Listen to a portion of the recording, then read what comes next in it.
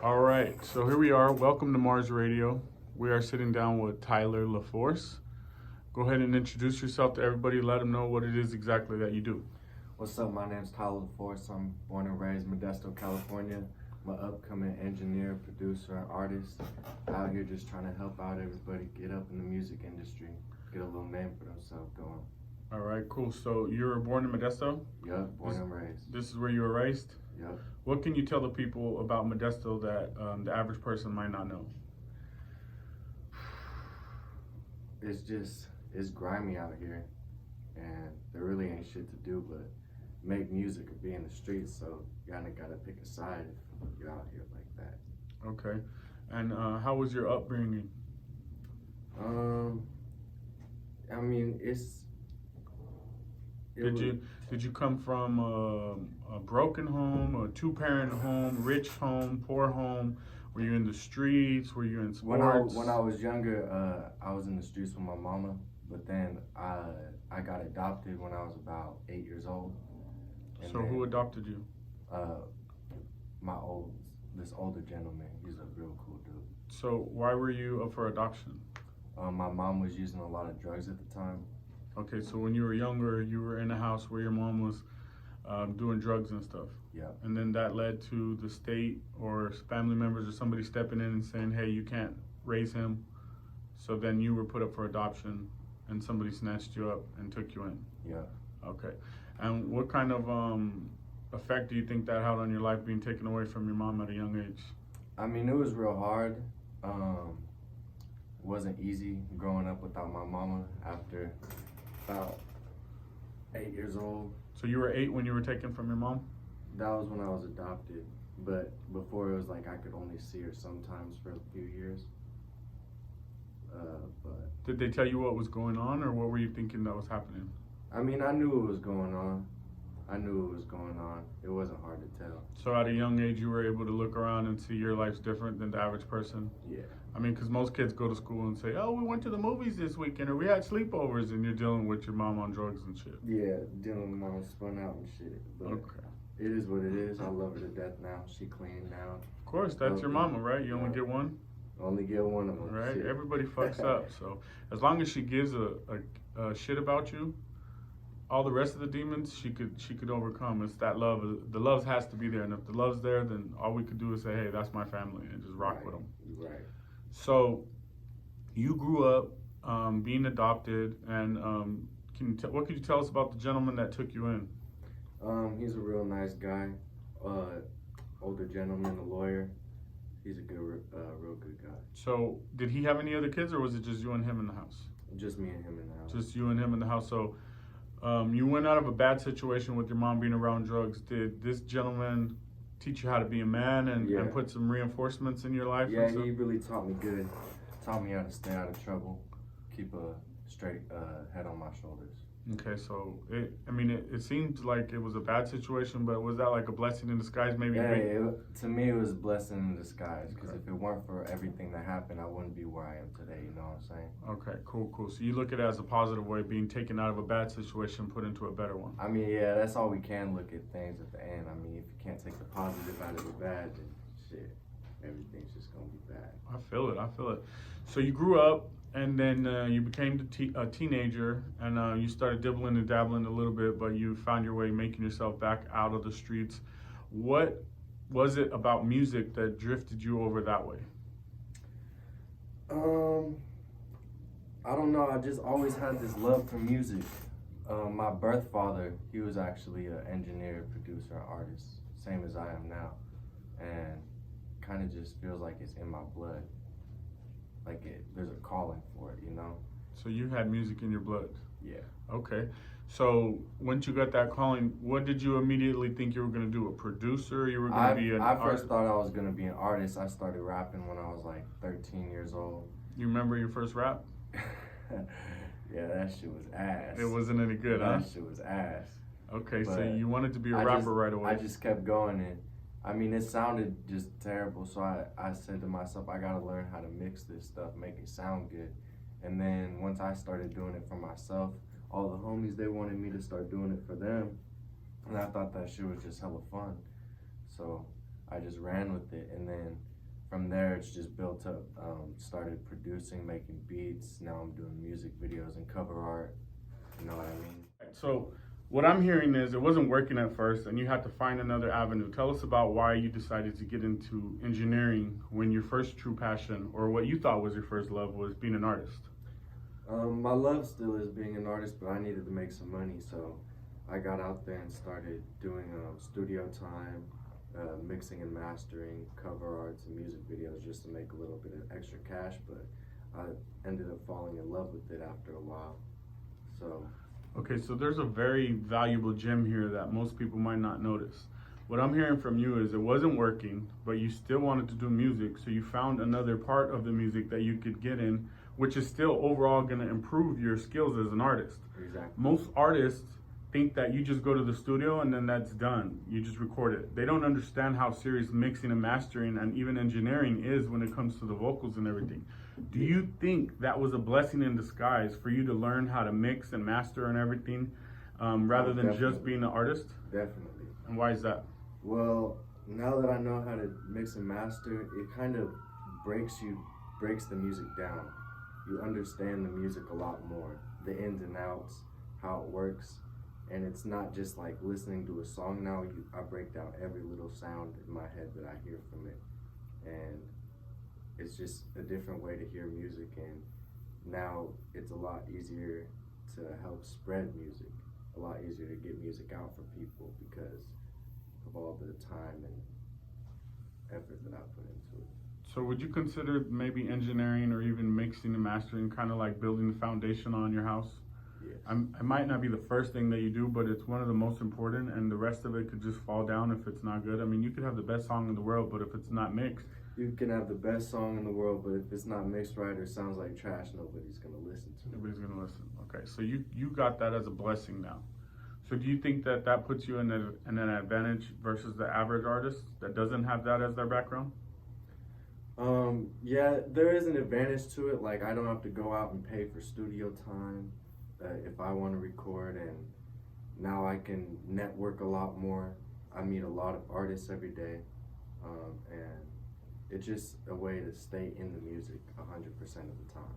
Okay, so what do you prefer more, being an artist or engineering? Engineering. Or mixing and mastering? Okay. Engineering, mixing, and mastering, just because all the networking I get to do, people I meet. An artist is now like more of a side thing, and now I'm mixing engineering. Oh, okay, so you've taken another approach to it. You're being an artist is on the back burner, and being an engineer is... It kind of flipped from how I first started. Okay. Yeah, And you like it more because the networking opportunities are more as an engineer. exactly. Which one do you just like doing more? Like if you had to go in the studio and do an hour of recording or an hour of engineering, what would you prefer to do? I mean, I'd probably personally say I'd like to go in and do an hour of recording just because recording gets a lot of shit off your head, you know what I'm saying? It's less work, but You use it as therapy? yeah, exactly. But mixing and mastering, there's no problem with that. I'll do it all day if I have to. Okay. There you go. All right, so you're from Modesto. You were adopted, fought through that. You fell in love with music, fought through that. What do you think the average artist should do if they are in the position where they want to be an artist, but they can't afford to get their music professionally mastered and go into the studio and all that? Do you think that maybe learning a craft of engineering is something that you would suggest, or do you suggest to just save up that money and get it done right? Definitely. I mean, if you really are serious about your craft like that, you would want to go and learn how to do it yourself. But I mean, just network and find people that will help you out. And there's a lot of good engineers out there. You just gotta find them. So networking is key. Networking is key. And then when you network with others, they might be joining the team. You might provide them with something. They could provide something for you. You're just building a bigger network, because I heard that your network is your net worth. Yeah. Have you heard that? Yeah, I've heard that. And you agree with that one? I agree with that one. Okay, cool. All right, so now as an artist, what type of music do you like to make when you're making music for yourself? I dibble and dabble in a few different genres, mostly rap, like casual rap, and then I also be making a little bit of alternative music, You mean like Green Day and shit like that, or kind of more like Lil Peepish. Lil Peep? Yeah. Oh, okay, yeah, Ski yeah. Mask. Green Day is an older Yeah, band. that's a little older. Yeah, okay. All right, all right. And then, so have you got to engineer any projects or any songs with people where you're like, oh dang, I can't believe I'm actually doing this? Have you had that oh wow moment yet as an engineer? I feel like I haven't really had that oh wow moment yet, but I feel like my time is coming Your soon. time is coming. Okay. Cool, cool, cool. What type of equipment do you like to mix on? I Or like to software mix or on whatever. Pro Tools. You like to use Pro Pro Tools? Tools is the one. Why do you prefer Pro Tools over like? Because isn't there like Reason and a couple of I other mean, ones? it's kind of just like it's a personal preference to me. Okay. I just started using Pro Tools, and once you learn the ins and outs of something, if it ain't broke, don't fix it. You know what I'm Exactly, saying? exactly. And what's some of your favorite plugins that you like to mix with? Best EQ that I use, Pro Q3. Okay. Well, why does the Pro Q3 lead the way for you? It's the sauce. It's the sauce. It's the sauce. And do you use auto-tune or anything like that when mixing? Yeah. What's the best auto-tune that you've come across as an engineer? Man, that auto tune real time advanced. That's Okay. what I'll be on. So that's the sauce for you also? That's the sauce. Okay. I can't give y'all all my secrets. Right, but you right, know what I'm right. saying? Yeah. Well, Those we'll are have two your of my presets in the description, but no, I'm just playing. Okay. And what are you working on right now? Right now I'm doing a lot of mixing and mastering for local artists, and Okay. I got a tape coming out soon. It's gonna be called To be determined. Okay, so you can't give us everything right now, Yeah, huh? I can't give you everything right Do you know what month it's coming out in? now. It'll be coming out beginning of February. Okay, cool. So a few weeks and that bad boy will be out. Yeah. Got any features on it that you want to talk about, or are you keeping that under wraps too? This one's more of a solo project. Okay, Yeah. all right. And when it comes to mixing and mastering, what kind of style would you say you have as far as mixing? What sets you apart from an engineer than the average person, the average engineer? I feel like experience and time. I've been Okay. doing this for about 8 years now. Okay.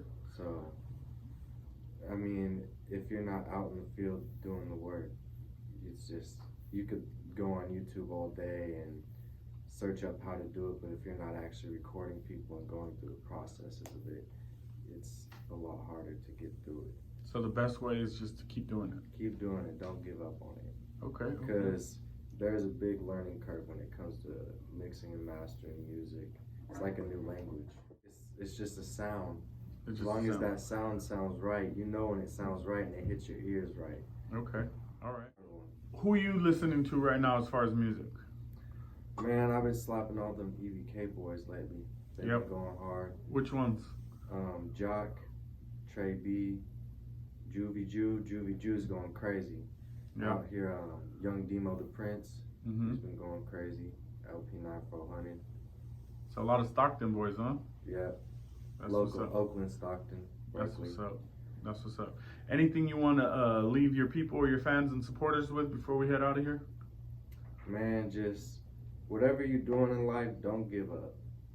Just keep You going. just gotta keep going and keep pushing, even through all the hard times. Cause after you get through all those hard times, it's gonna be nothing but a cakewalk. All right. So you ready for this smoke challenge? Shit, I guess so. We tried that one earlier, had me dead. Let's get it, man. Let's go. Here we go. It's that Mars Radio Smoke Challenge.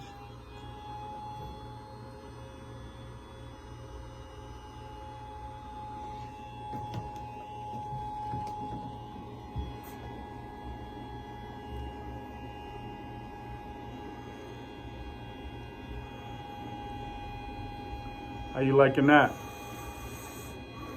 Oh, you smoke, huh? I feel like I'm in a fire. You are. And there's plenty of gas. Someone call the fire department. How often do you smoke? Every day, baby. You smoke like this every day? Hell nah. How your eyes feeling right now? I can't see shit, man. How they feel though? I got them motherfucking closed.